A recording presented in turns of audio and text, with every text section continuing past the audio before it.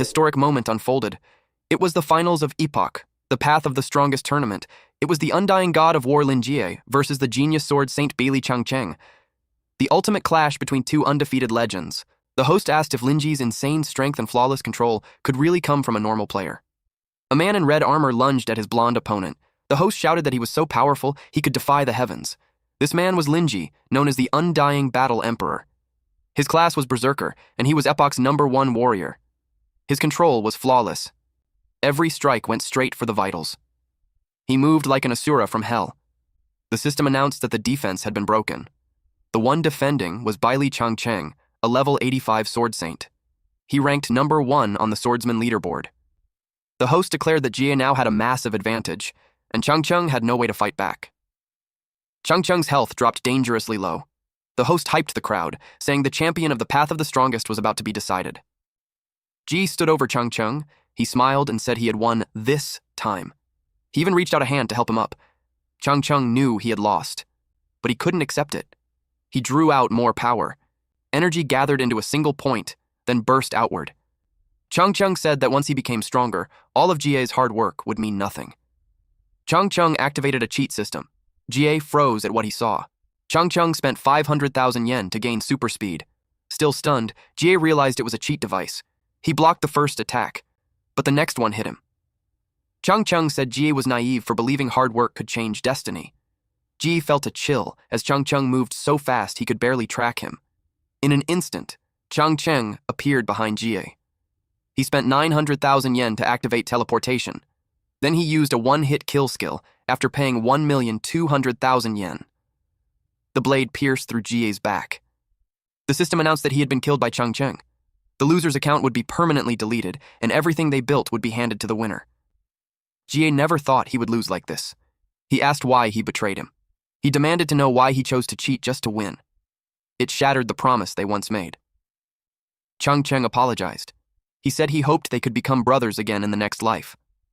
The system notified Jie that he had lost his player qualifications, and the system began to restart. Jie had lost, and he couldn't accept it. From the day he was born, he had been stuck at the very bottom of society.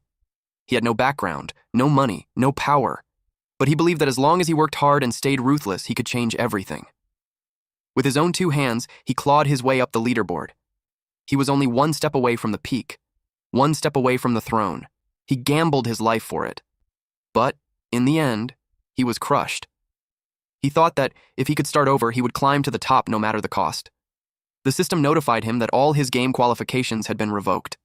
Suddenly, he woke up gasping for air. He was stunned. At first, he had no idea where he was. It looked like his room. He was lying on the floor. A red-haired girl walked in and asked if he was cosplaying as a dead body. He recognized her. It was his sister. 3 years ago, she fell into a coma after a car accident. If she hadn't been kept alive by machines in the ICU, she wouldn't have made it.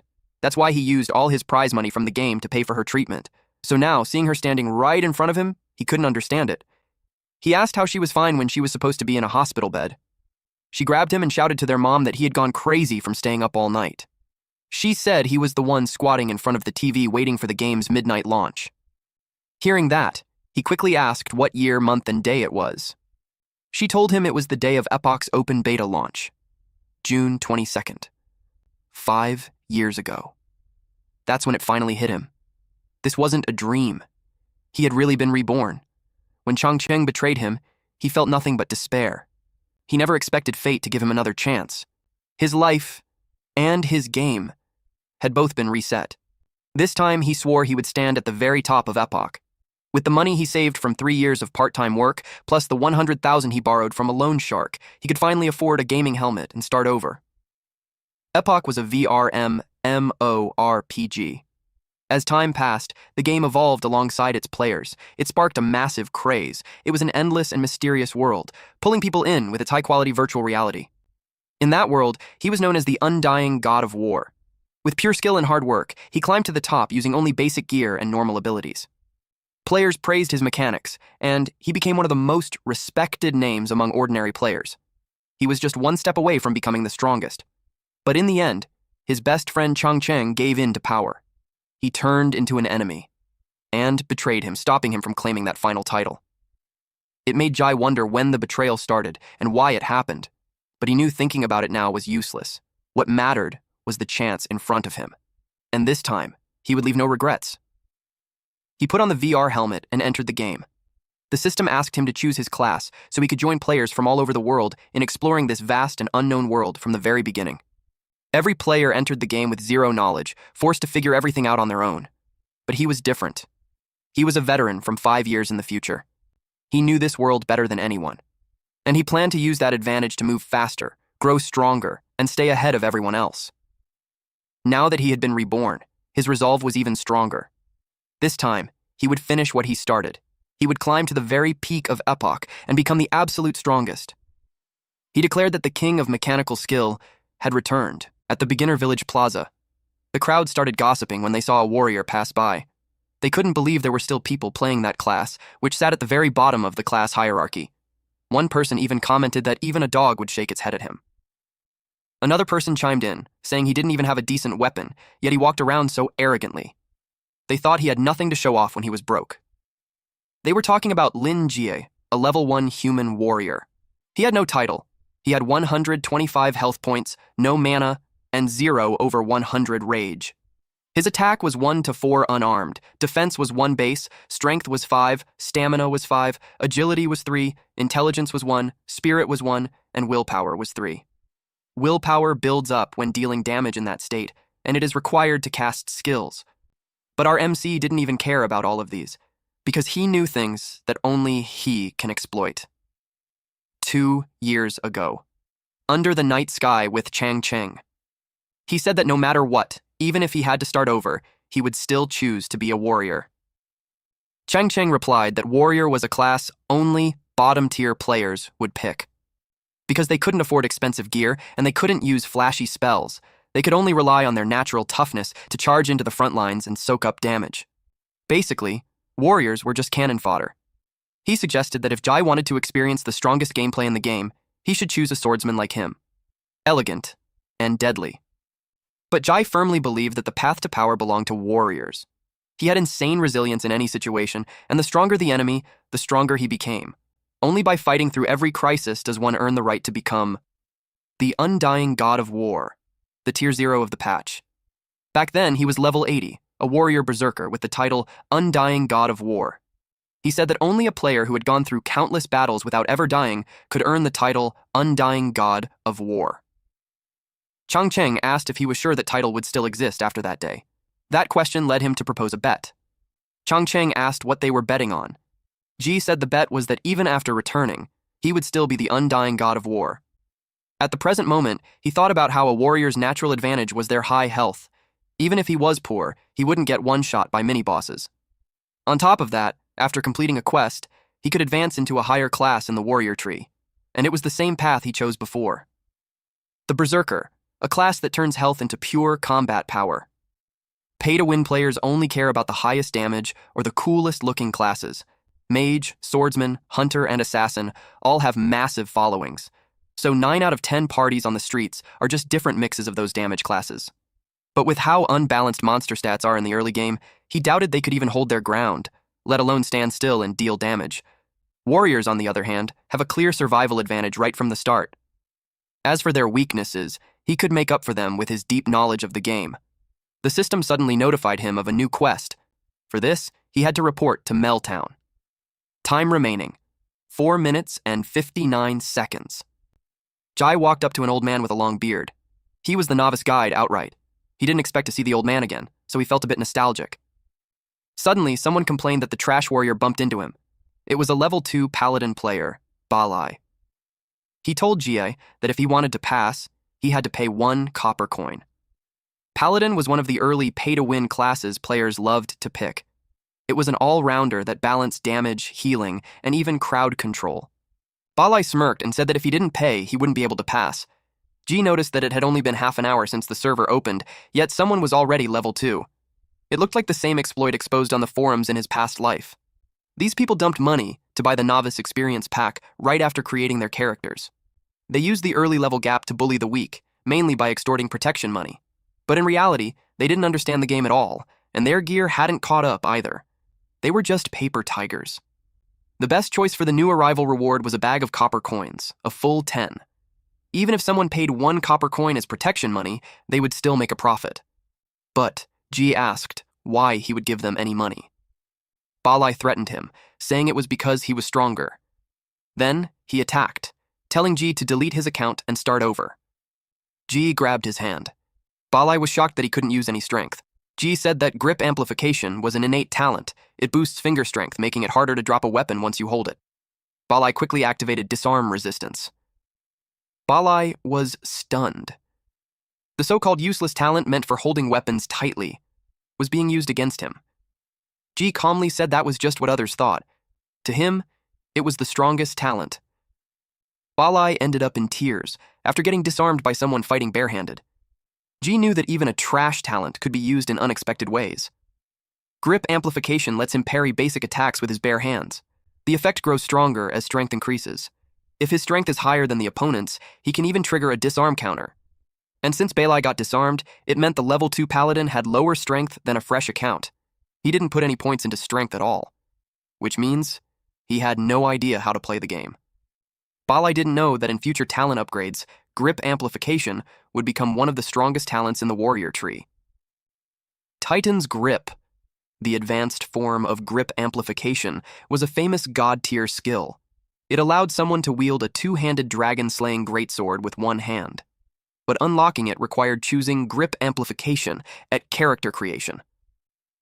The guards arrived, and the crowd quickly scattered. Balai arrogantly told Ji that he was dead meat now.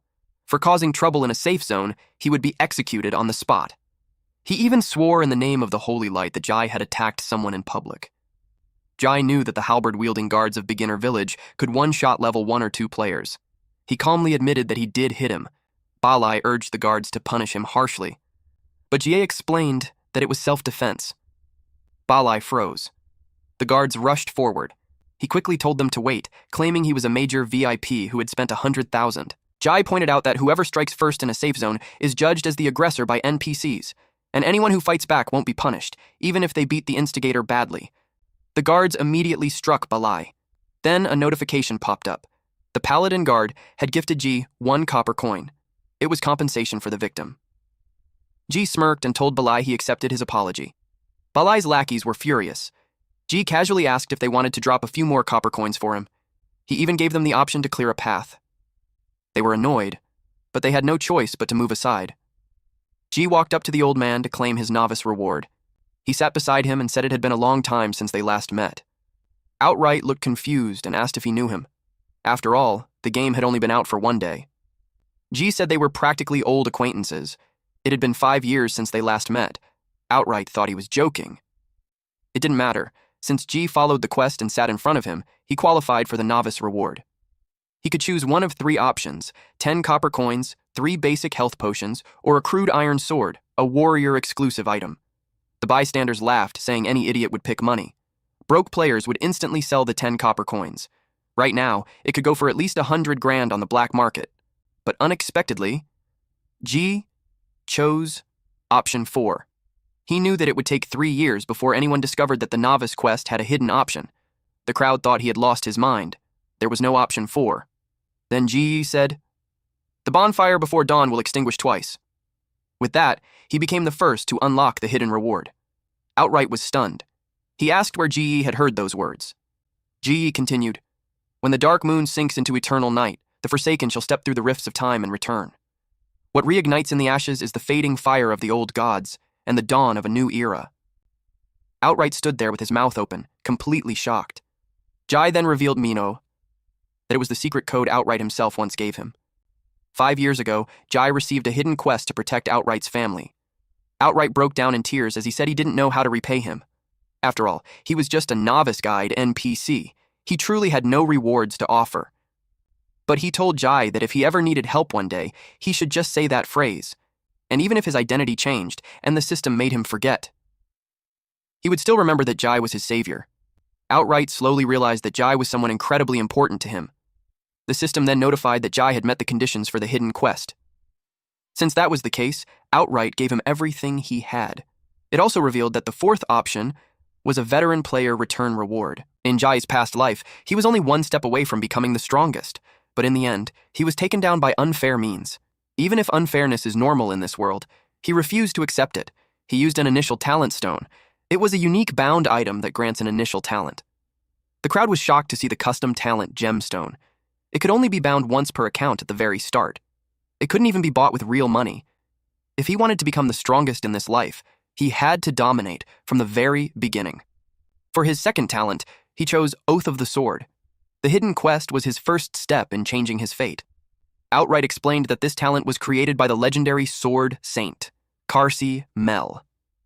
Those who inherit it become sword oath keepers, gaining extraordinary swordsmanship, but they can only use swords for the rest of their lives.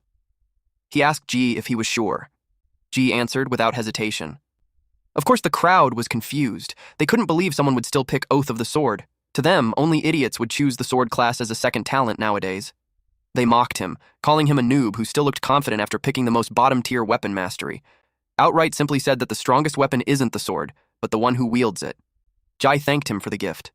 In his past life, he only unlocked a second talent at level 30, but now, he had it from the very start. His combat power was already far ahead, meaning faster leveling, and one step closer to the throne of the strongest. The advantage of pay-to-win players in the early game would fade quickly after level 5. If they wanted to keep up, they would have to keep spending, but if someone relied on pure mechanics like Jai, even a crude iron sword was enough. The sword didn't have the raw damage of an axe. It lacked the suppression of a spear. And it didn't have the flashy effects of a staff. But what people didn't realize was that the sword was the one weapon that truly required skill. His original plan was simple. Start with grip amplification. Take the crude iron sword from Outright, then head out and begin grinding. But this time, by choosing the hidden reward, the initial talent stone, he skipped the crude iron sword entirely. Now, he was heading out empty-handed. He realized everything had changed. If he made different choices in this life, then the entire path ahead would change too. And maybe even the ending. Before he met Changcheng again, he knew one thing for sure. He had to become stronger. He would completely overturn the ending of his past life. As he walked forward, he passed a merchant selling beginner weapons and gear. A hooded man stepped closer with a faint smirk, saying he wanted to check what was being sold. After a quick look, he tossed the items aside, calling them nothing but scrap metal. Then he bent down and picked up a wooden stick. As soon as he held it, a system panel appeared. It was just a level 1 weapon, an ordinary, unprocessed wooden stick with pitiful attack power. A wooden stick's main attack method is striking, so it's classified as a club. But it also carried a hidden sword tag. That's when he realized something. The merchant panicked and begged for mercy, explaining that he was just a lifestyle player. He nervously added that buying and selling gear was his only way to make a living. The hooded man mocked him, calling him a coward who didn't even know how to fight. As he swung his weapon down, he laughed and told him to go back home and play house. To him, the merchant was nothing but an eyesore. GA stepped in and said that lifestyle players were players too. No one was above anyone else. Without chefs making food, alchemists crafting potions, and blacksmiths forging weapons, most combat players wouldn't even make it past the city gates. He asked how much the wooden stick cost, and the merchant said 1 copper coin. The hooded man asked who he was. Ji calmly gave his name and class. The man laughed the moment he heard warrior. Jai handed over the coin, and the merchant gratefully thanked him. Jai couldn't help but feel how perfectly timed it was. The coin he got from Balai became the key to something important. The hooded man grew annoyed that Jai ruined his fun. He claimed he was just doing a good deed. Jai pointed out the truth. He was just bullying people. The hooded man smirked and said Jai didn't even realize he had been scammed. He mocked him as a clueless rookie warrior. He went on, saying the wooden stick was complete trash, something no one would even pick up off the ground. He snapped, calling him a dumbass and saying the merchant was obviously a scammer. Frustrated, he cursed that the goods were so worthless he wouldn't even step on them. He said Ji deserved to be scammed, then told his companion to leave. The companion quickly followed. In every beginner village, blacksmith shops were filled with wooden sticks. Even if they were priced at 0, no one cared. Only clueless newbies would buy them for 1 copper coin, thinking it was a bargain. It became a classic scam when Epoch first launched, but Ji wasn't a newbie. He was the undying god of war, someone who had handled countless divine artifacts with his bare hands. His instincts wouldn't be wrong. This wooden stick had both sword and club attributes. A normal weapon system shouldn't allow that kind of overlap. Unless It was an unidentified, divine artifact. Even if he couldn't identify it yet, using it as a sword was more than enough. Jai equipped the wooden stick. A status window appeared before him, showing his identity as Lin Jie, a returned player now at level 1, a human warrior with no title. It displayed his stats, 125 health points, no mana, and a rage system at 0/100 that builds through combat. His attack was 2-5, slightly boosted by the wooden stick while his defense remained basic. His attributes were also listed, showing 5 strength and endurance, 1 intelligence and spirit, and 3 agility and willpower. A sudden surge of power erupted, spreading across the sky like dark cracks tearing through the air. Then multiple system alerts appeared, announcing that the world quest Demon's Offensive had been triggered. Everyone was ordered to defend the gates of Meltown from the incoming demons and protect the town's guardian crystal. G recalled that Meltown stood on a key front line of the Epoch continent and was one of the areas most affected by the plague. This caused the level 2 monsters outside the North Gate to become highly aggressive demons that spawned endlessly. He remembered that 1 year after the game's open beta began, Meltown had completely disappeared from the map. It was most likely wiped out by the same demon army. The players were excited since killing monsters at the North Gate gave high experience, but the guards stopped them. Even though the situation was urgent, they didn't want novice players rushing to the North Gate to die. They advised everyone to go to the other 3 gates, fight weaker monsters, and level up first, but Jie said he wanted to pass through. The guard warned him that once he left the gates, he would lose all novice protection. He replied that he was looking for opponents on his level, even if they were stronger. The guards opened the gates.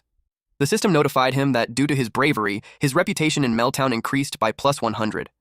This meant his reputation had reached friendly. He remembered that the game had hidden rules designed to push players beyond their limits.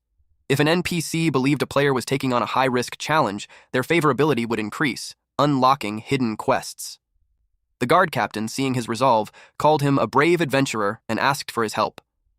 At the same time, a system prompt appeared. He had triggered a side quest. Guard captain's request. Everything was going exactly as planned. He had successfully unlocked a quest that normally shouldn't appear at his level.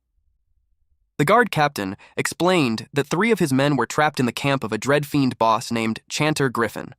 He begged Jai to retrieve their bodies so they could be buried properly. Jai thought about how defeating enemies above his level could grant bonus rewards. At the same time, this could be his chance to change Meltown's fate. He told Guard Captain Lance that what they needed wasn't just a burial. The real solution was to kill the novice killer Chanter Griffin and clear the dungeon completely. He knew the boss had to be defeated by someone far below the required level. Because of that, he decided to suppress his level as much as possible before facing it. He was confident that with his skill and deep understanding of the boss's mechanics, he could take down a god-tier boss, even at level 1.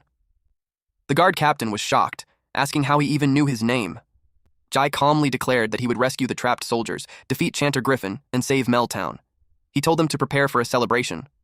The guard captain shook his head, saying it was impossible. Unless a miracle happened, his men were as good as dead. He urged Jai to do what he could and wait for Chanter Griffin to leave. Jai simply said he was that miracle, and deep down he knew the truth. This time, he had nothing to rely on but himself.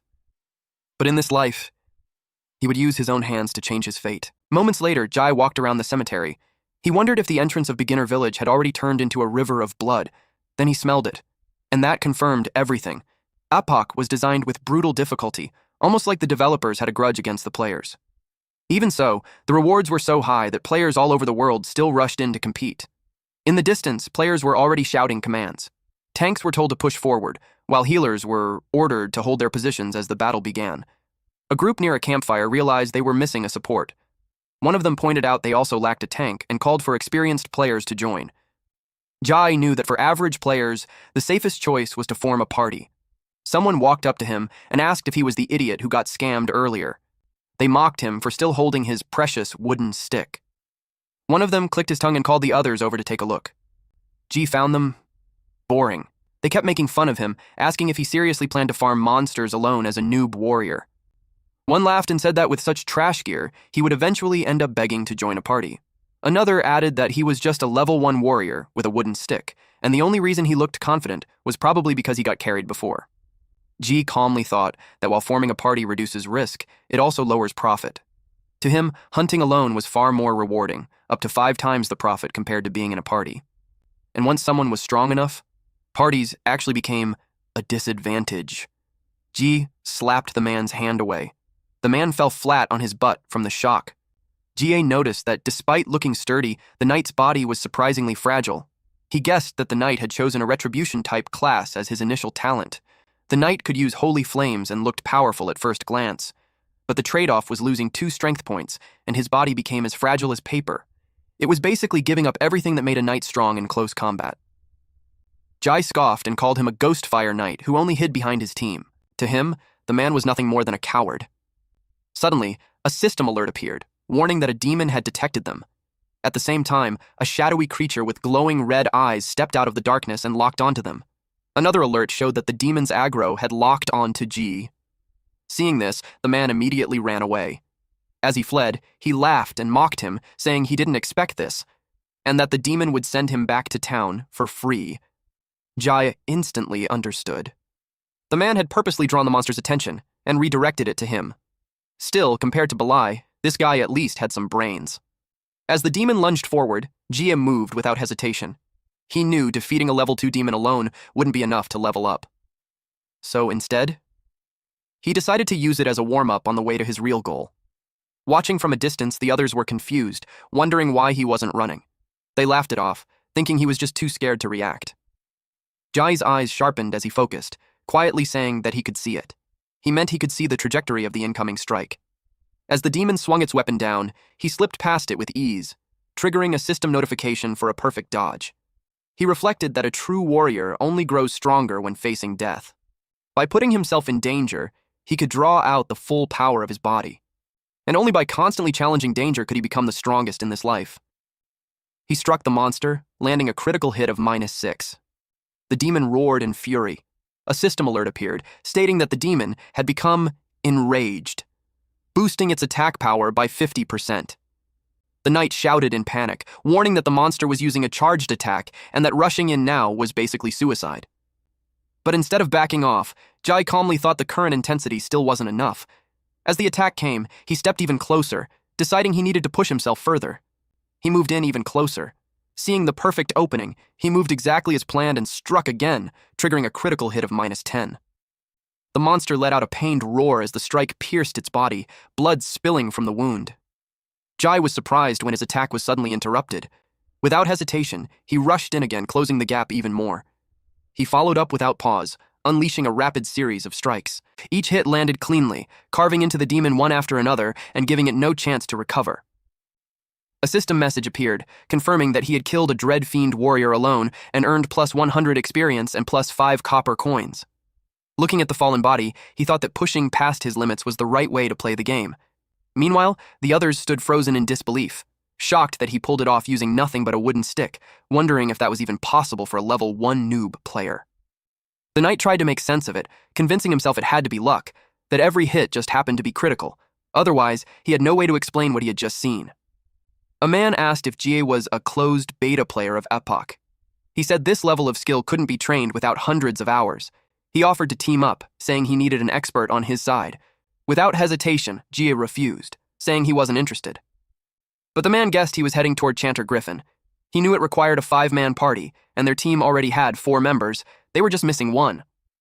A system prompt appeared, showing he had received an invitation from Reckford to join their party, but he stayed silent. Reckford tried to persuade him, offering to split the profits equally. Jai pointed out that while 5 people were recommended to challenge Chanter Griffin, it wasn't actually a strict requirement. Reckford looked worried and asked if he was really planning to go solo. He told him that in a dungeon like this, relying on just one person's skill wouldn't be enough. He tried to convince him, explaining that Griffin's first kill reward included a special title and legacy equipment. He added that no teams with fewer than 20 members were attempting the dungeon, and their group had the best chance among them. Confidently, he even said Jai was lucky they were willing to let him join. One of them warned that in Griffin's second phase, it would summon a few elite monsters.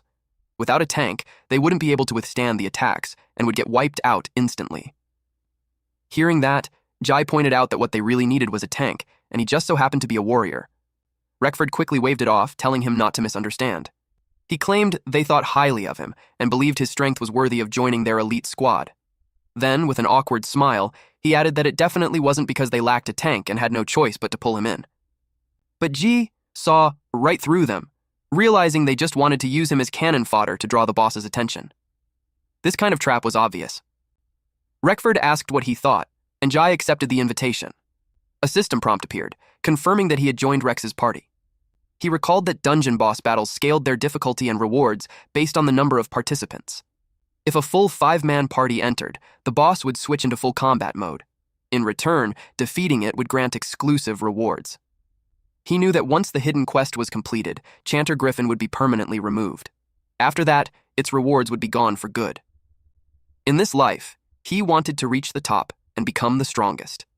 The reward from this dungeon was the most important step for his early growth. Of course, he was determined to seize this one and only chance, and take everything for himself. Jai stood at the entrance of the Chanter Griffin's dungeon after clearing the monsters along the way. The corpses were scattered all the way to the entrance. The group criticized him, saying he was wasting his strength before even entering the dungeon. They pointed out how hard it was to get potions in the early game, implying he was being careless and foolish. One of them pointed out that the drop rates were terrible, saying that even killing 100 monsters would only give 2 copper coins. He added that getting a piece of green gear was nearly impossible unless it came from pay-to-win packs. They continued, saying that the number of players who managed to get green gear on the first day of the server launch could be counted on one hand. A system notification suddenly appeared, stating that the wooden stick was looking for a host. One of them stopped him, saying that players couldn't use monster weapons. It was called an unlootable drop. The man explained that if picking up and selling monster weapons were that easy, the game's economy would collapse on the very first day. Jai ignored him and checked for the host that was mentioned. He wondered if the wooden stick actually wanted to fuse with the monster's equipment. A system message appeared as the branch of the world tree began fusing with the weapon in his hand. In a flash of light, the transformation was complete, and he obtained a demon's chipped sword. The new weapon added a bleed effect on critical hits. Its critical rate could drop to -99%, attack was +10, and strength +1. He recognized it immediately, the branch of the world tree, something he had seen at an auction 3 years ago. He recalled that it could change form based on the wielder and surroundings, but for now, it had taken the shape of a wooden stick. One excellent trait of a legacy divine artifact was that it could wrap around any object and turn it into a sword. More precisely, it functioned like a divine sword hilt. In the end, this legacy divine artifact had once been auctioned off for 100 million. He couldn't help but feel surprised that it had ended up with him. Most players only had white or gray equipment at this stage, while even basic monsters were already using green gear. It was clear to him that players and enemies weren't on the same level at all. A system update showed that he had equipped the demon's chipped sword. He realized that by using the branch of the world tree to pick up weapons from monsters, he could freely swap and upgrade weapons without any cost. His stats updated as well, showing a clear boost in attack power while his other attributes stayed the same. He walked forward calmly, his new weapon in hand, as chaos erupted ahead. In the distance, something slammed into the ground, kicking up dust and signaling that the battle had already begun. The battle broke out as players charged forward, shouting to fight to the death and protect Meltown. They rallied each other with cries of glory, holding the line as the boss, Chanter Griffin, appeared before them. Reckford told him not to rush in, explaining that it was still just the boss battle cutscene and that they could only enter the fight once it ended. Confidently, he explained what would happen next. Within seconds, the 3 in front would be crushed by a single strike, after which Griffin would enter a recovery phase where its attack speed and damage would drop. He gathered everyone to charge in together shortly. But before he could continue, G calmly cut him off, saying he had no interest in finishing this cutscene. He told the guards to abandon the fight and head back quickly, saying Guard Captain Lance was waiting for them to return. Hearing that, the others were caught off guard, confused by what he was saying. The guards followed his command. His way of fighting was to jump straight into battle. The cutscene could be skipped, but it came at a price players had to pay. The others were shocked, calling him crazy for charging the boss head-on. Reckford quickly told everyone to stay out of the boss's aggro range and decided to just let Jai go get himself killed. The payoff for interrupting the cutscene was that the enemy would release stronger hostility toward whoever rushed in first. That role usually belonged to a tank warrior who drew aggro. But G wasn't just being stubborn. He had a reason for doing this. The world line had changed, and the direction of the quest could change as well. In this life, G was the butterfly disrupting that world line. He was changing destiny. With that resolve, he charged forward and clashed head-on with the boss. Reckford admitted they had tricked several cannon fodders before to test the boss and were just waiting for it to enter the recovery phase so they could steal the first kill rewards. But one party member worried that Jai would take a share of their experience and rewards, since the system split everything equally among party members. Of course, Reckford had no intention of giving him that chance. In the middle of the battle, a system alert appeared. Reckford had kicked Ji from the party. Ji parried the next strike. He had just confirmed his suspicion that they had been luring newcomers here to die and lower the difficulty of raiding the boss. They believed that Chanter Griffin, which was hard to defeat even with a 5-man party, was impossible for a level 1 player to kill. But they miscalculated. He wasn't a novice. He unleashed his power and declared himself a warrior reborn from hell. His presence alone shook the battlefield, leaving the enemy stunned as they faced him head-on. A powerful strike echoed across the area, the impact tearing through the air with a loud, ripping sound. Hearing it, Reckford and his party froze, wondering if they had heard correctly. It sounded like something had just been ripped apart. Jai charged in without hesitation, shouting for the enemy to face him head-on. With explosive speed, he swung his weapon, each strike hitting with overwhelming force. As he fought, he called for his sword to become sharper, pushing his power even further. A system effect activated, boosting his attack power while wielding the sword, making each blow even stronger. As the party watched the fight, they were shocked to see the boss's health actually dropping. It made them realize that he wasn't struggling. He was holding his ground and fighting the boss evenly. The battlefield erupted as Chanter Griffin released a surge of dark energy, signaling a shift in the fight. A system alert confirmed that the boss had entered its second phase. Empowered by the transformation, Chanter Griffin unleashed a stronger, more violent attack toward him. Ji placed himself right in the most dangerous position. Even as the dark energy rushed toward him, he remained calm, ready to face it without backing down. The others watched in shock, thinking he had lost his mind for trying to parry a boss-level charged attack. They were convinced he was as good as dead and began preparing themselves, expecting it would soon be their turn to step in. A massive explosion erupted as the attack collided, sending a shockwave across the area. It was Chanter Griffin's attack. Amid the explosion, Jai stood firm, meeting it head-on. He admitted that to others, choosing the warrior class, something most people believed had no future, seemed unbelievable. But they simply refused to understand. He said not everyone in this world was born with the right to choose. He recalled that 5 years ago, before the game launched in his previous life, professions were priced based on a player's wealth. Only the rich could afford to choose top-tier damage classes. Players without money had no real choice. They were pushed into unpopular support roles or treated as expendable cannon fodder. He remembered hearing that the warrior class was only available briefly at launch, and it was often recommended to those who just wanted to grind and earn money. And as a common player, he discovered a shocking truth. To firmly seize opportunities, he had to give up all other options. Reckford was in disbelief, insisting that at level 1, blocking that kind of attack was impossible. But in Jai's mind, he knew the truth. By using the lowest cost yet most intense training method, he could push himself further than ordinary players ever could. A system tip appeared, showing a technique called grip amplification, allowing him to firmly hold his weapon and even use it like a shield. He made his rebirth count and gripped the sword tightly in his hands. He trusted it completely, just as he trusted himself. A system alert appeared, signaling that Chanter Griffin had exposed an opening. He reminded himself that by giving up all other options, he gained countless opportunities. He charged toward the monster. With unwavering resolve, he thought that even if his enemies were as powerful as gods, it wouldn't matter. To him, anything standing in his way would fall. With absolute determination, he declared that he would become the strongest. Jai charged at Chanter Griffin with the intent to end the fight. Chanter Griffin attacked at the same time. His body flared with blazing energy as he cut Chanter Griffin in half. The system notified that he had successfully killed Chanter Griffin. He landed lightly on the ground. With his current base stats, he realized it was still a bit of a stretch to withstand the boss's heavy attacks, but thanks to the warrior's health advantage, he still had a sliver of HP left. The system notified that he had killed the level 5 boss Chanter Griffin, gaining a 500% experience bonus and 2,350 experience points. He also reached level 2. Jai, a human warrior, currently had no title. His health was at 145 points, with no mana, and rage at 0 over 100. His basic attacks generated rage, while skills consumed it. His attack power was 13 to 14, boosted by plus 12 from equipment. Defense was 11, strength was 8 plus 1, intelligence 7, agility 4, constitution 1, spirit 1, and luck 3. Reckford couldn't believe what he was seeing. He couldn't accept that the Griffin had been defeated before even reaching its second phase. The system announced that the time-limited quest was complete, and Jai was the first player in God's domain to kill Chanter Griffin. Meltown's reputation increased by 200, and his personal reputation there exceeded 300. Since Chanter Griffin was killed by a non-upgraded player who completed the mission For Whom the Bell Tolls, the boss and its demon legion would permanently disappear from Epoch, restoring peace to Meltown. Chanter Griffin's body began to glow brightly. Reckford insisted that Jai must have used a bug, calling it an unfair victory. He ordered his party members to pick up the loot on the ground, reasoning that since they came together, they should still get most of the drops, even if they didn't fight. But one of his party members said he couldn't pick anything up. The system notified that he didn't have the qualification to loot. The man panicked, confused about why he couldn't claim the rewards, realizing he didn't meet the requirements. Then the truth hit them. Chanter Griffin had been defeated entirely by Lin Ji.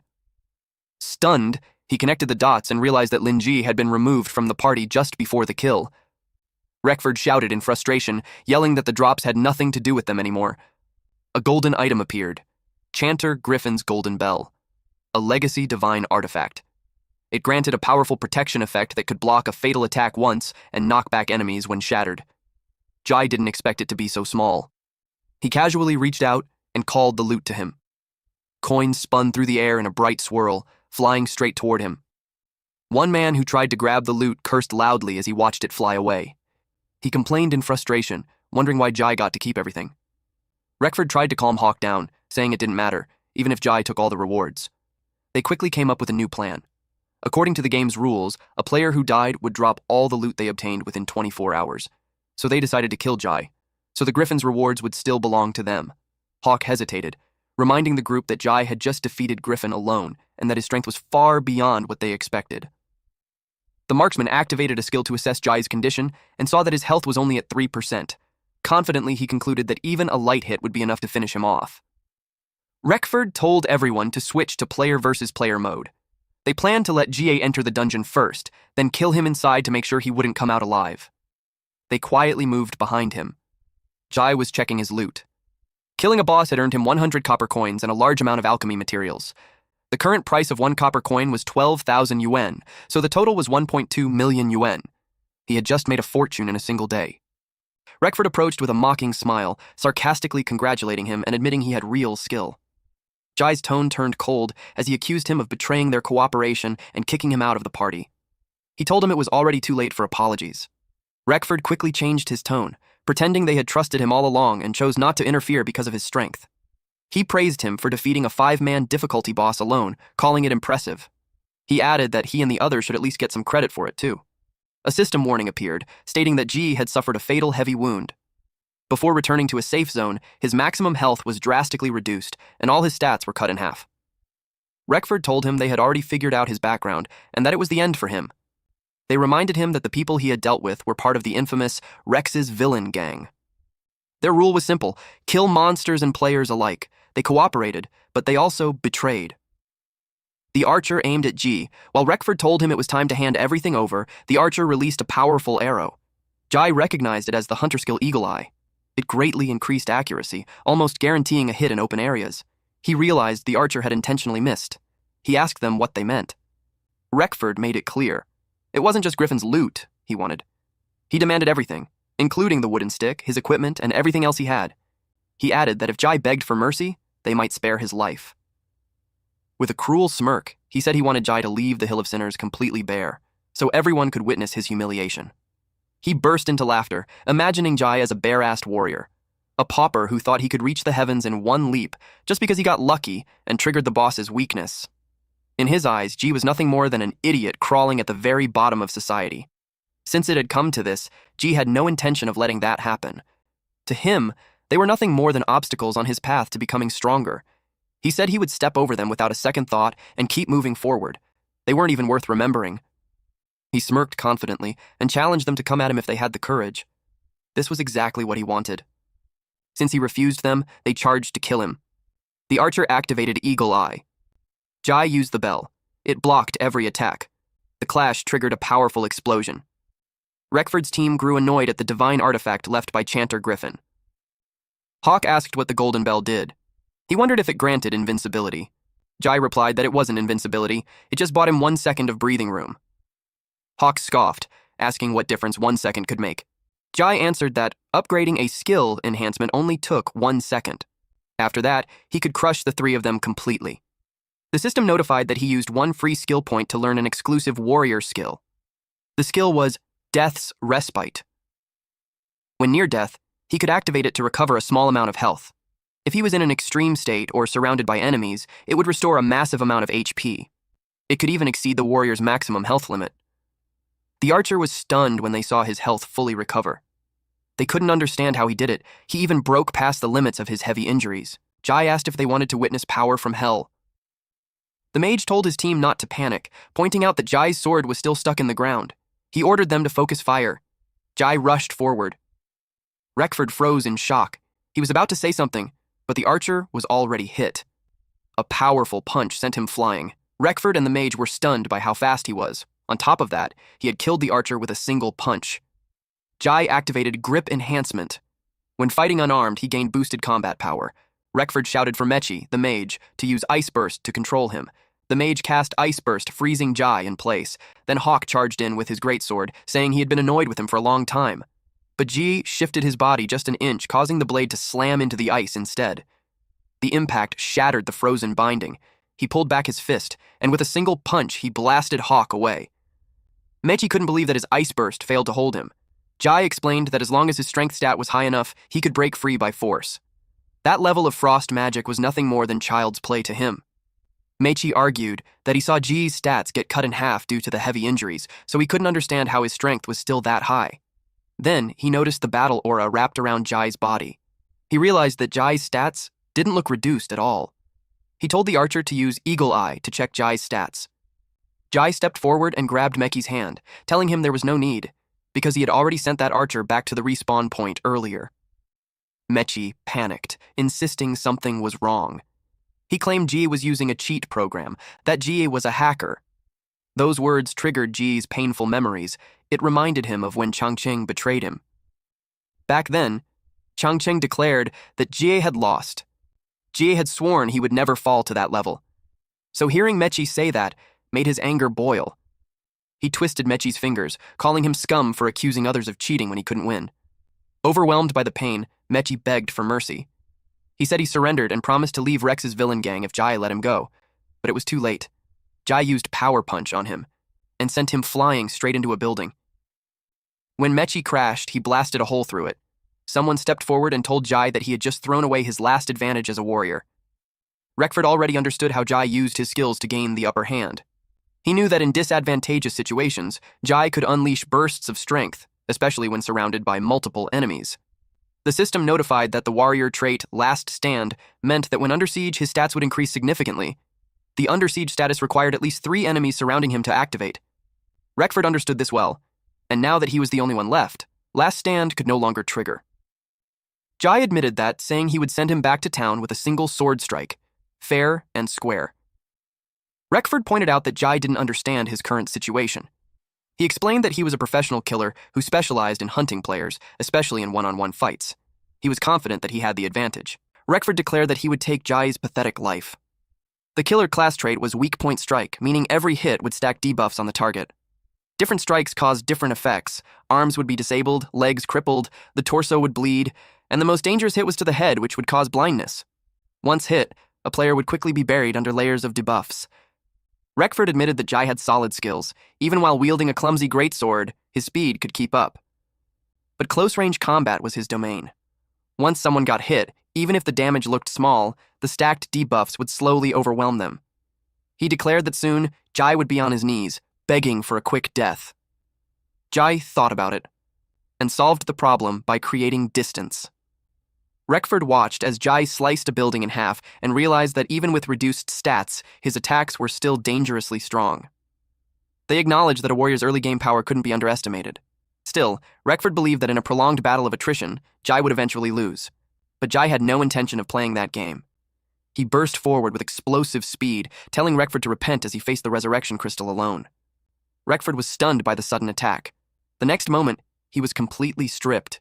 He stood there in shock, realizing he had respawned at the resurrection crystal. A system message confirmed he had just been killed by Ji. He also suffered a level penalty, dropping from level 3 to level 2, with all attributes reduced. He couldn't process what had just happened. His party members started laughing at him. They told him that all his clothes and equipment had been taken. A system message confirmed it. Players drop all items obtained within the last 24 hours upon death. Reckford's face turned red. The others pointed out that everything he had looted hadn't even been in his possession for 24 hours. He exploded in rage, humiliated that Ji had stripped him of everything in front of everyone. He swore he wasn't done yet, and that he would get his revenge no matter what. Meanwhile, G realized that his strike had only sent Rex back to the respawn point. Everything he dropped was still lying there. Hawk regained consciousness. He was relieved he had focused on defense, otherwise he would have been sent back to town in one hit. But he froze when he realized none of his teammates were around. Then he locked eyes with G. Panic hit him instantly. He warned Jai not to come any closer, his confidence completely gone. Jai calmly told him to take Rex's clothes back and deliver a message. If they ever crossed paths again, he would kill them until their levels dropped back to 0. Hawk quickly said he understood. He was shaking. Fear twisted his stomach. He tried to hold it in, but ended up throwing up anyway. He couldn't comprehend the overwhelming power he felt from Jai. It wasn't something stats could measure anymore. To him, it felt like facing the Grim Reaper. A god of war, returned from hell. The system announced that he had successfully resisted malicious PvP from other players, earning a massive amount of reputation. His reputation in Meltown increased by 300. As a result, his reputation reached follower level, surpassing 600 points. He gained a special status in town. NPCs would now actively support him, form stronger relationships, and unlock exclusive privileges. Even though he had been targeted, Gene knew this wasn't a loss. To him, it was a great trade. With everything settled, he decided to head back to town and rest. G returned to town, and the moment he entered, he was greeted with a grand welcome. Guards lined the path before him, all kneeling in respect. He paused, confused about what was happening.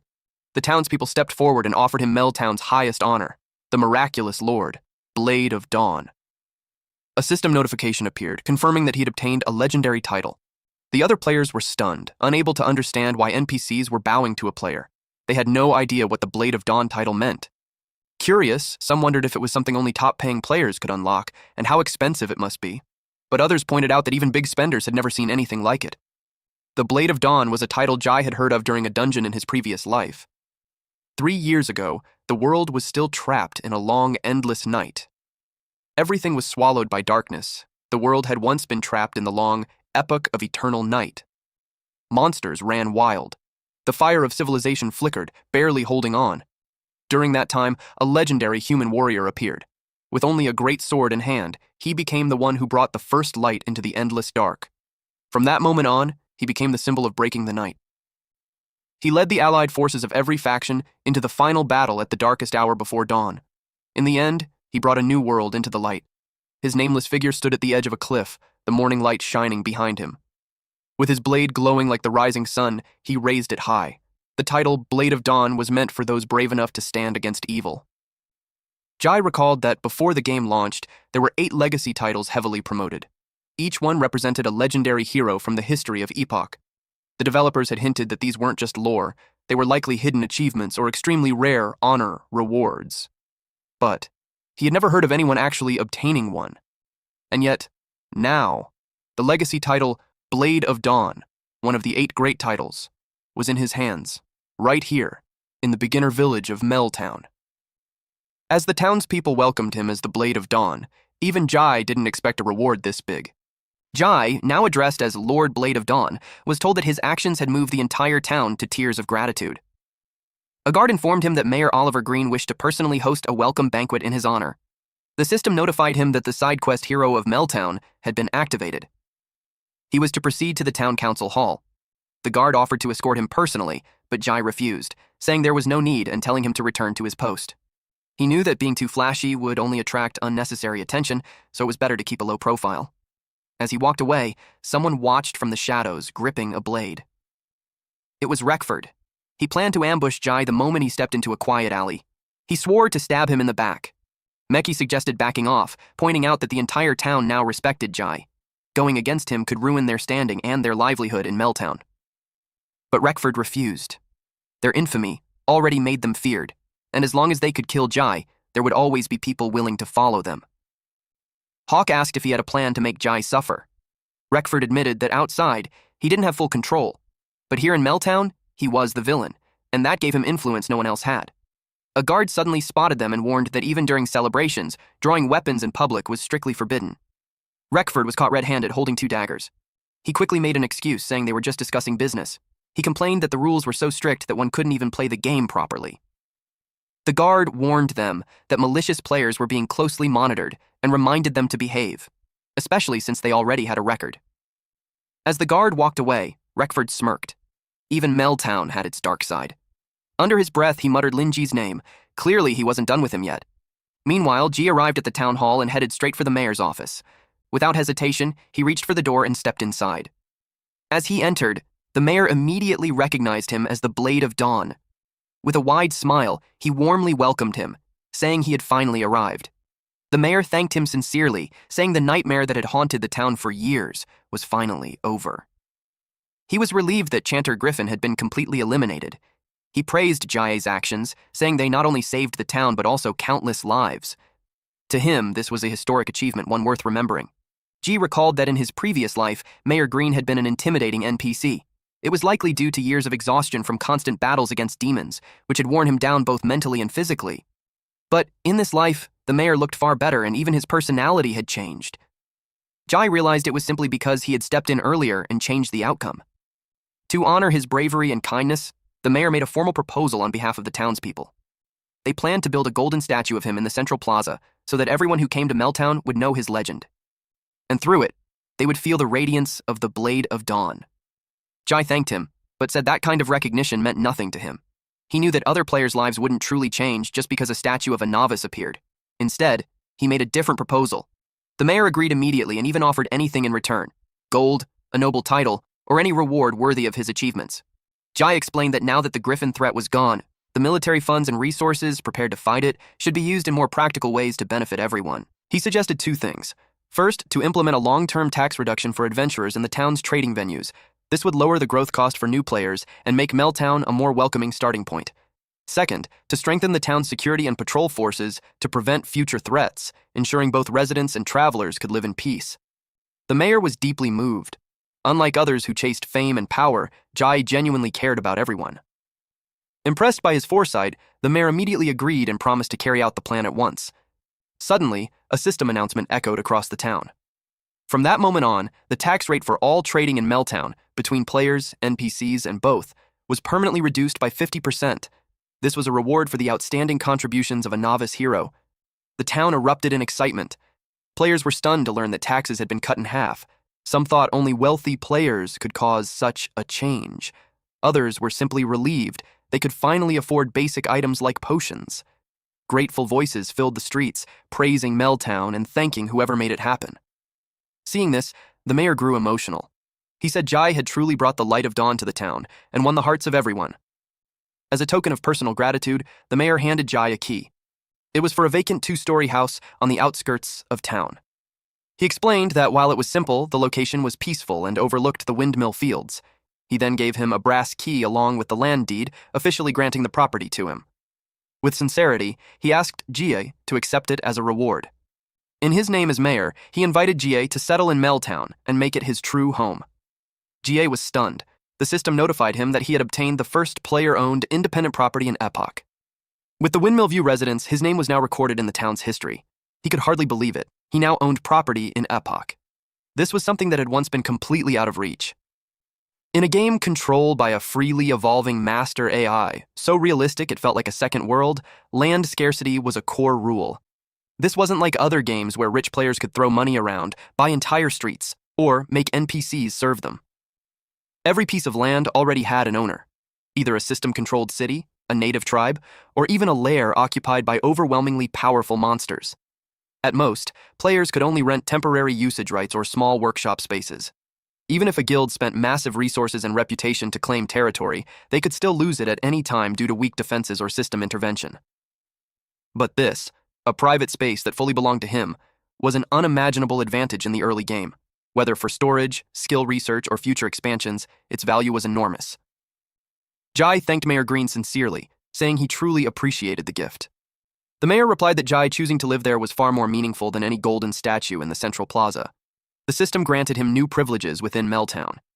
He unlocked teleportation within the town and could instantly repair his equipment. He also gained access to a remote auction house. On top of that, all his expenses in town would now have a permanent 15% discount.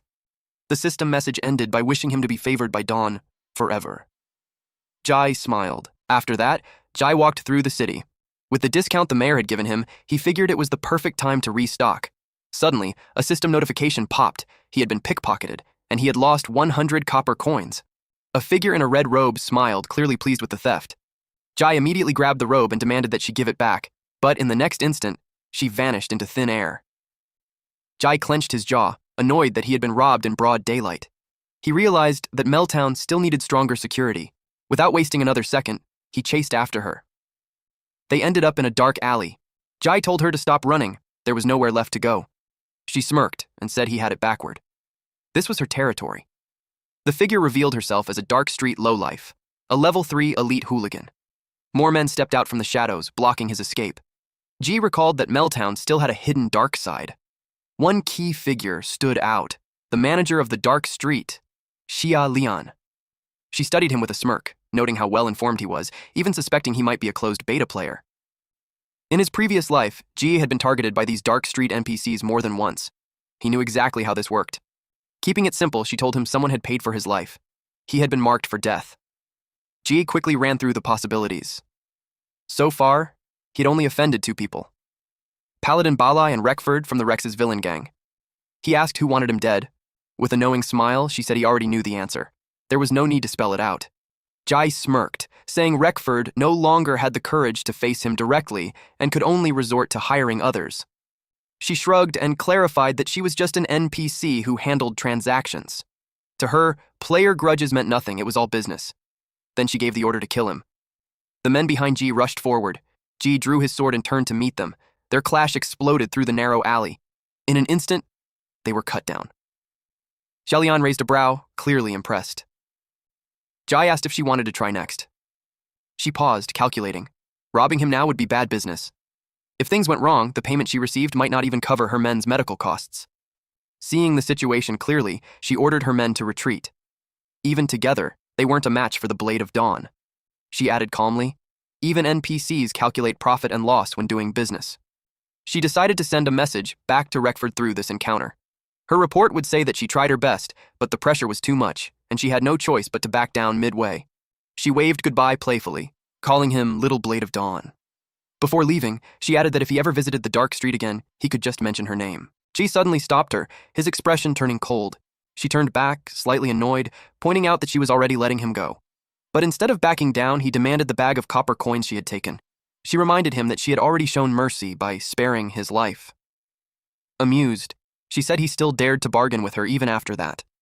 To her, that bag of coins was simply the price he paid for surviving. But to Ji, it was money he earned with his own strength. A heavy aura began to rise from his body as he told her that she made money with her own skills too. She unsheathed her sword, saying she would be taking both his bounty and his money instead. Jai charged forward, their blades collided, but in the next instant, his sword snapped in half. She calmly told him that she wielded a weapon of destruction. Jai narrowed his eyes, sensing something was wrong. In his previous life, she had only been a normal merchant in the black market run by NPCs. Back then, she would even casually offer to lend him money to buy a new weapon, just because she found him handsome. Now, she felt completely different. It made him wonder, what exactly had changed this time? Jai clenched his fists.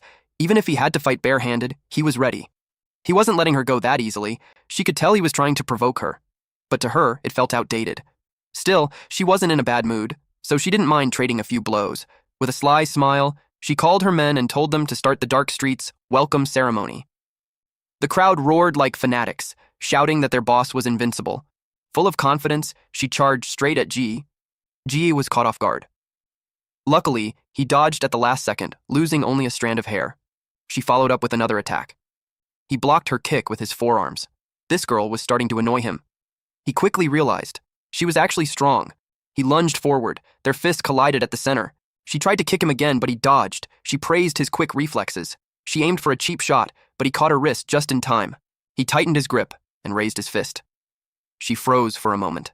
Then she pulled away right away. He said it was time to end the fight. His punch slammed into the wall, cracking it. The impact barely grazed her cheek. She found it interesting. Without a blade, she couldn't bring him down. He asked if she still thought fighting was worth it.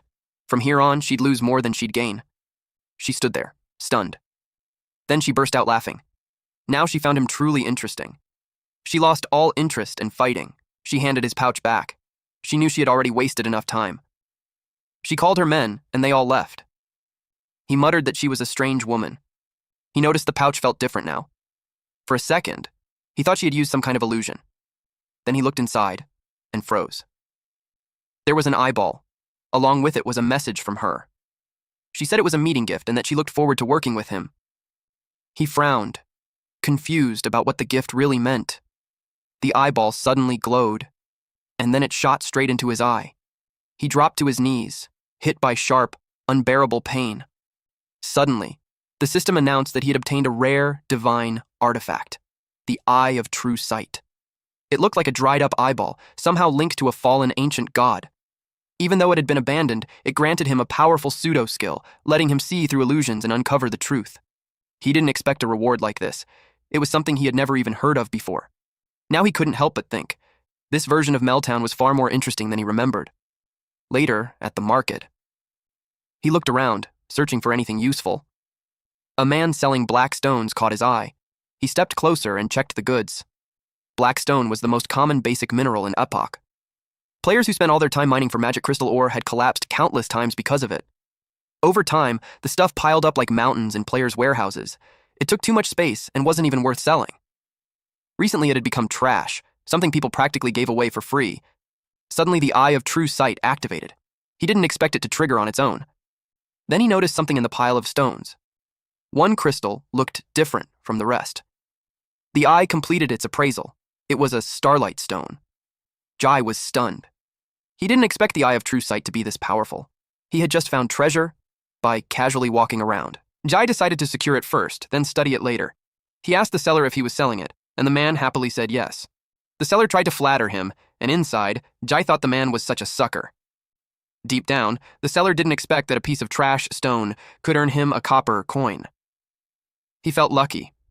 Jai crushed the gem and got the flameless starlight stone. Through its outer disguise, it was something normal appraisal couldn't detect at all. He wasn't surprised that it had been mistaken for a worthless scrapstone and tossed aside like trash.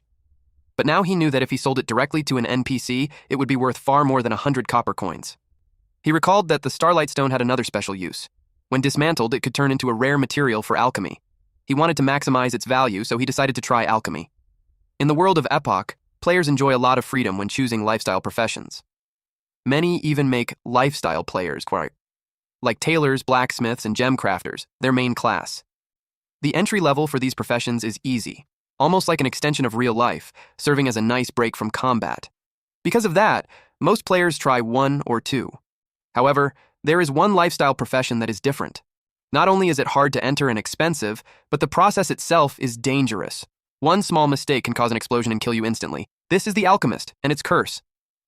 He opened the interface and decided to first check the current prices of alchemy products.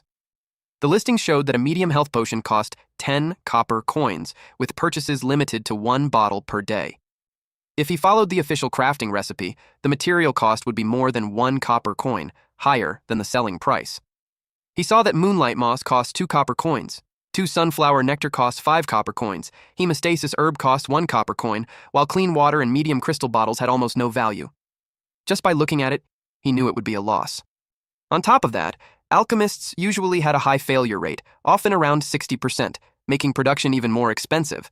Because of this, the real cost of potions was nearly double their listed price. This is why most players avoided alchemy. The more they invested, the more money they lost. But since he had lived in this world for years before, he already knew the hidden recipes for certain potions. Originally, even if he knew the recipe before, he couldn't craft it. He lacked the most important material, which was the starlight stone powder. But now, this unexpected find gave him the perfect chance to make a profit. Meanwhile, someone was spying on him and noticed that he was buying something again.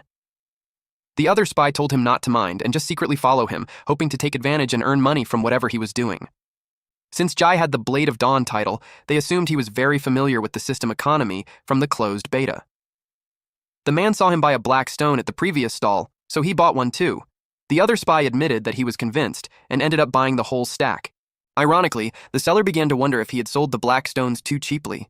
G bought enough medium crystal bottles and basic materials like verdant grass leaves. It was enough for him to craft 10 medium health potions. Then, using the rare material, he successfully created flawless starlight stone powder. One spy wondered what he had just crushed. His friend called him an idiot. He guessed that it was the black stone Jai had bought, and that Jai was trying to make high-grade goods, with the black stone as the key material. They decided to copy him. They crushed the black stones in their hands and got cuttlefish stone powder and blue forage powder. Originally, the grass leaf essence could only be turned into weak herbal juice. Jai poured the grass leaf essence into the bottle, then he added the starlight stone powder. With the catalyst effect, the weak herbal mixture was instantly boosted into something much stronger. But that wasn't the end. The spies saw him heading toward the fountain and thought he was about to perform some high-level ritual. It made sense to them, since crafting like this should need a proper environment. As they watched closely, they came up with another guess about what he was doing. To their surprise, G simply filled the bottle with water, and the liquid inside turned green. The system notified him that he had obtained a medium health potion. G was satisfied. Its appearance matched the one sold in the shop, and the effect was the same. The spies thought he was making fake potions. He kept repeating the process, and he successfully crafted 100 medium health potions. The system rewarded him with a huge amount of alchemy experience, and his level rose quickly. Seeing the results, he realized that his past knowledge could now be turned straight into money. People noticed the bottles near the fountain and asked how much he was selling them for.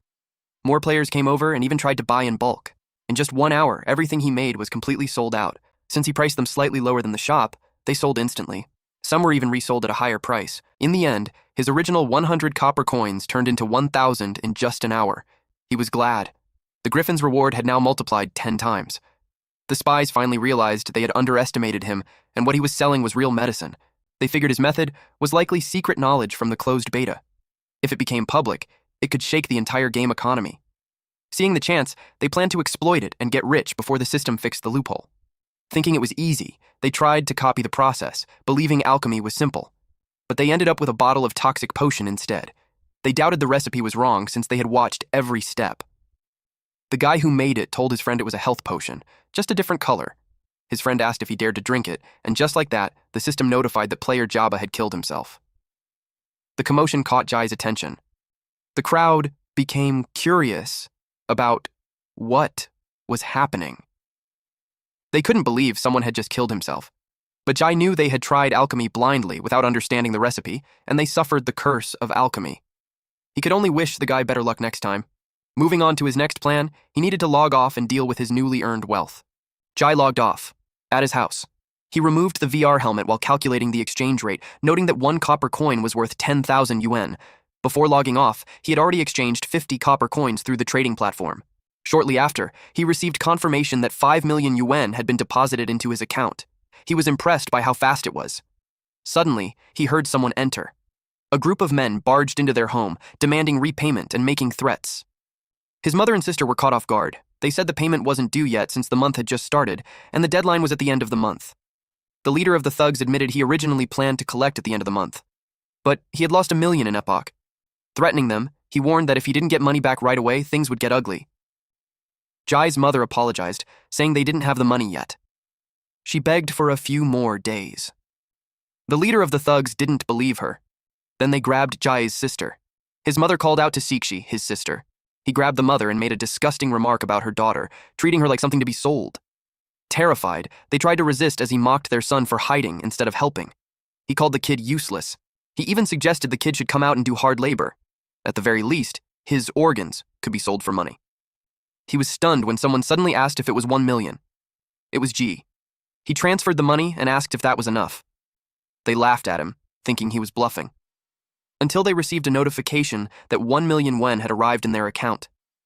They froze. One of the henchmen told the boss to check his account. Jie calmly asked if it was enough. Shishi asked if he robbed a bank. His mother asked where he got the money. The leader of the thugs started to realize something while his henchmen confirmed the payment. It was real. The leader grabbed Jai by the collar. He knew this brat was just a useless shut-in gamer. There was no way he could have 1 million. Jai told his mother to go inside.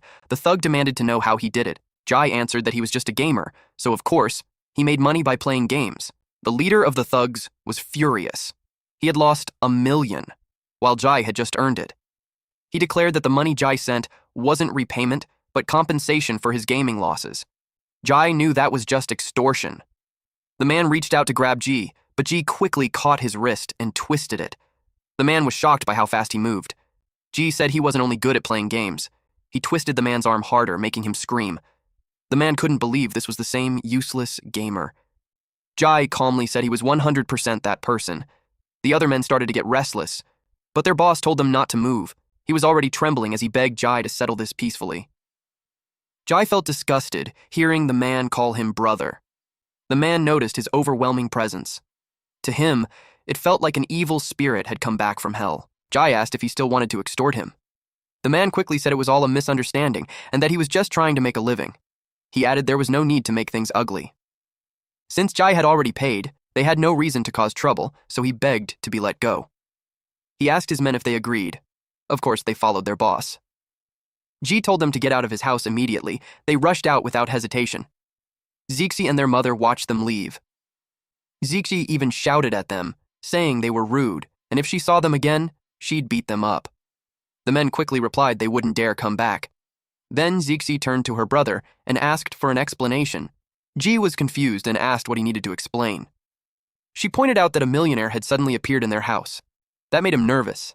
He wondered how to explain everything without making his family worry. Jai thought about how good it felt to be reborn.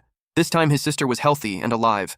In his past life, his father died and his sister was very sick, leaving his family in huge debt. He had to carry the weight of the whole family. He went around holding his resume. People told him to go back and wait if any chance came up. Back then, jobs were hard to find, and life as a normal person was rough. He struggled to get stable work and could barely survive. Until one day, he passed by a mascot inviting people to play Epoch. They said it was an endless world, full of unknowns, with countless riches waiting for players to find. He could even make money just by playing games. And that was the real reason he started playing. He was a bit ashamed to admit it. He was just a rookie warrior. Then a gold farming group leader approached him because they needed someone who wasn't afraid to die. They told him that each run would pay 2 copper coins. He didn't hesitate and accepted right away. Every fight he entered felt like he was one step from death. But as long as he stayed alive, he could earn money. The leader soon noticed that Jai was hard to kill. He pointed out that Jai always survived until the very end. To others, it looked suspicious, like he was cheating.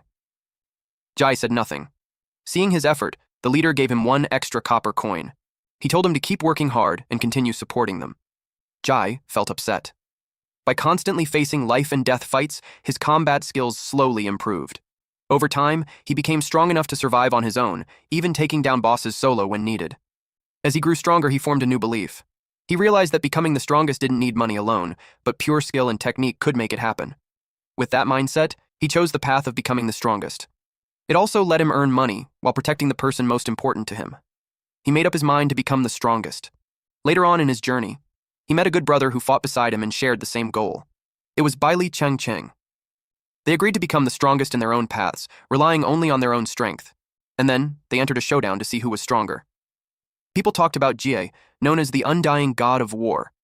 He was only called for the most dangerous team fights. But those who saw him knew his skill was far beyond normal. It was something no average player could match. Starting from nothing, he climbed step by step with pure skill. His strength was built entirely on technique, far above ordinary players. Because of this, his income grew and his family's situation slowly improved. Until something changed. The pinnacle battle agent told him to concede. He couldn't accept it. He believed he had the strength to fight the best. He dreamed of reaching the top of Epoch and standing at its peak. And more than that, the prize money could cure his sister's illness. He asked why he should lose. The agent explained that this so-called pinnacle competition was controlled by money. As someone from a normal background, he had no chance against players backed by wealth. To them, his loss was already decided from the start. On top of that, his opponent was his good brother, Chang Cheng. Losing to him would mean helping him reach his goal, but Jay believed Chang Cheng wouldn't betray their promise. Since Chang Cheng knew his reason for becoming a player, he felt it was only right to go all out. He made up his mind to become the strongest. He was ready to risk everything just to defeat Balai. Even as a commoner, he chose to defy fate and rise with his own strength. Deep down, he believed that as long as he kept moving forward, this path was the right one. The agent warned him that if he didn't agree, the capital would find a way to force him to concede. So they suggested that instead of falling from the top, he should take the chance to retire. He thought about the gap between them. Balai could fail again and again and still rise because of his powerful backing. But for someone like him, one failure meant everything was over. He had no second chances. Just then he answered a call, already feeling something was wrong as he asked his mom what happened. His mother's voice shook as she said the hospital had stopped treatment because they had no money, and his sister's condition suddenly got worse. She begged him to give up, saying there were suspicious men in black watching at the hospital. Hearing that, he dropped the phone, completely shaken, and he broke down as he thought of his sister. In the present, Cixi asked if he was crying. Trying to calm her, he forced a smile. She said he was acting strange. She doubted if he could really make that much money from the game. He said yes because he opened a mystery box and sold a piece of equipment for a huge price. He told her they could finally live a better life now. Hearing that, she got excited and ran to get the VR helmet so she could play too. He shouted that minors were not allowed to play games. Everyone has their own reason for becoming a player. Some do it for glory, some for dreams, and some just to escape reality. As for Jai, his reason was simple. He wanted to become the strongest. People at the bottom are tough enough to survive. They are used to trading their lives for money, almost like monsters. No matter how bad things get, they somehow keep going. But the truth is, there's always a reason why someone survives. For him, it was simple. He wanted to become the strongest because only the last one standing can protect what matters most. That was why he chose to become a player. In this life, he wanted to become the strongest, but he still needed to buy some things first. So, he went to Epoch's official store, the Dimensional Edge. There were many different items inside. In his past life, it was only in the mid to late stage that he finally saved enough to buy equipment, and even then, it was 2 tiers lower than the best ones. But Chang Cheng was already using top-tier gear like the Supreme Thunder very early. The seller recognized him. He asked if the entry-level model wasn't working for him. He said he wanted to buy a Supreme Thunder. The man couldn't believe what he heard. Then he scoffed and said he wasn't trying to lecture him, but that kind of talk was something only real pro players would understand.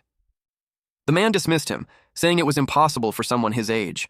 He said even if he worked manual labor for 10 years, he still couldn't afford even a small part of that device. Then someone walked in and paid for the Supreme Thunder in full. The seller instantly switched attitudes toward this rich client named Reckford. He said there was only one stock in the whole city, and it was specially prepared for him. Jai recognized Reckford's voice. The men behind Reckford muttered that they got screwed over by that idiot named Lin Jai. Reckford blamed his equipment for not being able to crush Jai. He was clearly furious. Then he noticed Jai standing right beside him. Jai said that enemies are bound to meet on a narrow road. He reminded him of his last threat and asked if he wanted another lesson. Reckford realized Zhao Lian failed to finish him in the game. He admitted Jai was tough, but this was real life, and Reckford was confident here. His henchman reminded him that he said the same thing back in Meltown. He claimed that the kid cheated in the game, but in real life, he wouldn't be able to cheat. Plus, it was 3 against 1, so he told them to teach this kid a lesson. The seller quickly told them not to fight there. He warned Jai not to act rashly, reminding him that the person in front of him was young Master Reckford. He urged him to kneel and apologize, saying he couldn't afford the damage if anything broke in his shop. Ji sighed and said games should stay as games and not be dragged into real life. He added that he originally planned to let it go. Reckford got even angrier and pulled out a dagger. He was determined to take back the pride he lost in the game. The henchmen were also angry since they worked hard to level up. Reckford attacked him. Jai activated his eye. And in that moment, time seemed to slow down. He thought about how 5 years of brutal fights in Asura sharpened his mind and trained his brain. His reaction speed and muscle reflexes had improved a lot. Because his reactions were so fast, everything around him felt slower during fights, and the same thing happened in real life. After Jai dodged the attack, Reckford accused him of cheating in real life too. He got ready to strike back with his fist, and landed a heavy punch on him. Reckford looked like his soul had left his body. Jai told him that cheating in real life was impossible. Then he told the 2 remaining men to come at him together and save time. But those men chose to leave their boss behind. Jai casually paid and told the clerk to prepare the Supreme Thunder. The man was shocked and asked how he earned that much money as a manual laborer. Jai simply said his balance was enough. He left the store carrying a box in his hands. But then he noticed someone waiting for him. It was a large man with green hair. He recognized him as Hawk from the game. He asked why he didn't attack when his companions did. Hawk stammered. He struggled to say what he wanted. Then he suddenly said that he wanted to become stronger. Jai found it a bit amusing. He introduced himself as Hawk, a retribution knight. He begged the Blade of Dawn to accept him as a disciple. Jai said he had no plans to take a disciple and turned to leave, but Hawk grabbed onto him and said that from the moment he saw him fight like a god of war returned from hell, he realized Jai was a true powerhouse.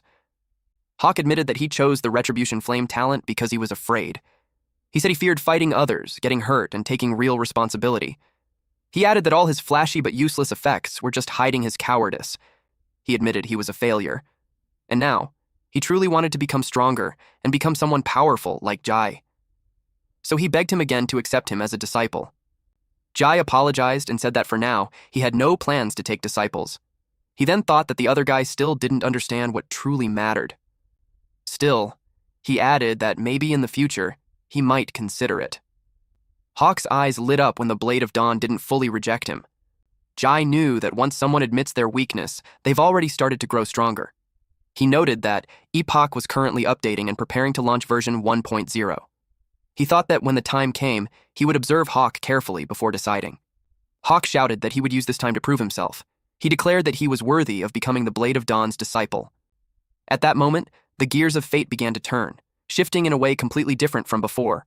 And this was something no one could have expected. Back home, G put on his VR helmet. He's ready to dominate the game again.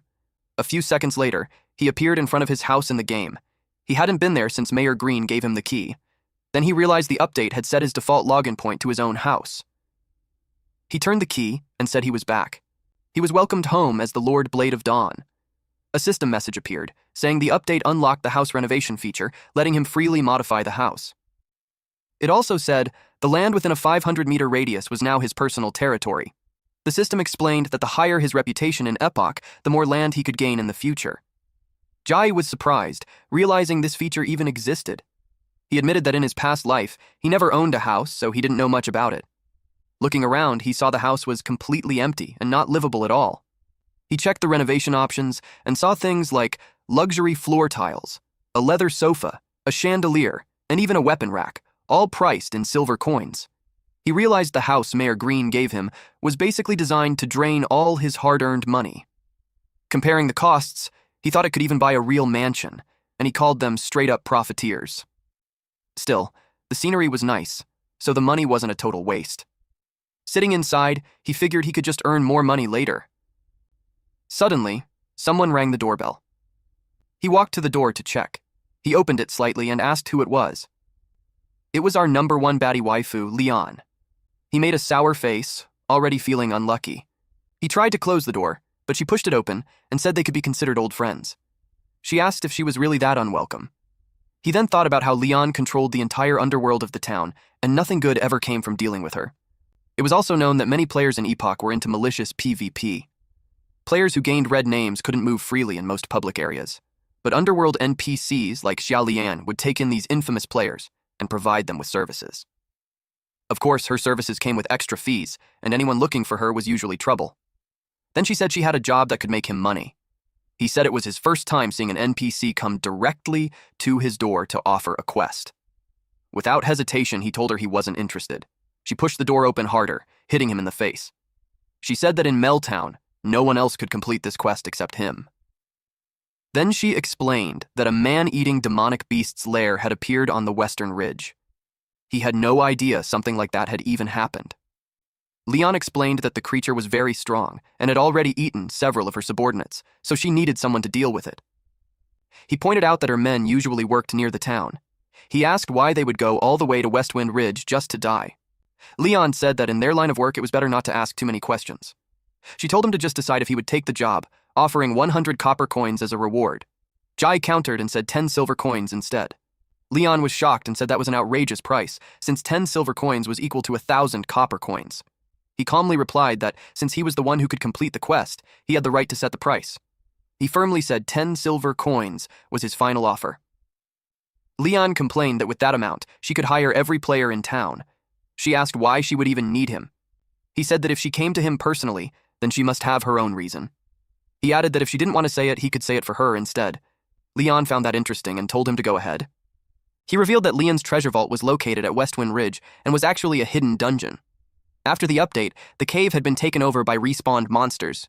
He pointed out that she wanted to get her treasure back but couldn't find the right person to do it. She was shocked that he knew.